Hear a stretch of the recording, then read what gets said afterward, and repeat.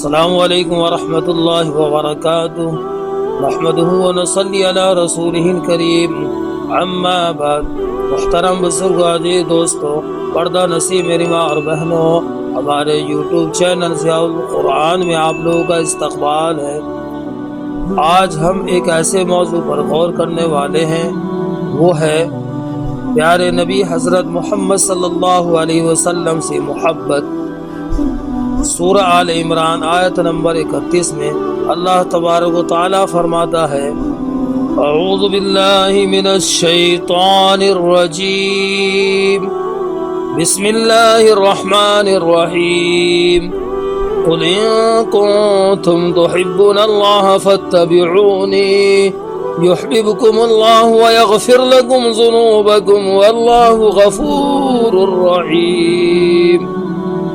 ترجمہ، آپ کہہ دیجئے اگر تم اللہ سے محبت کرتے ہو تو میری پیروی کرو، اللہ تم سے محبت کرے گا اور تمہارے گناہ بخش دے گا، اور اللہ بہت بخشنے والا نہایت رحم کرنے والا ہے۔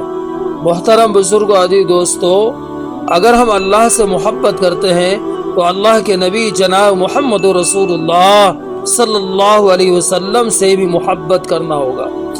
آپ کے طریقے سے، آپ کی زندگی سے، آپ کی نماز سے، آپ کے روزے سے، آپ کے افعال اور کردار سے بالکل محبت کرنا ہوگا۔ اگر ہم سچے نبی کے عاشق بننا چاہتے ہیں تو آپ کے طریقے زندگی سے محبت کرنا ہوگا۔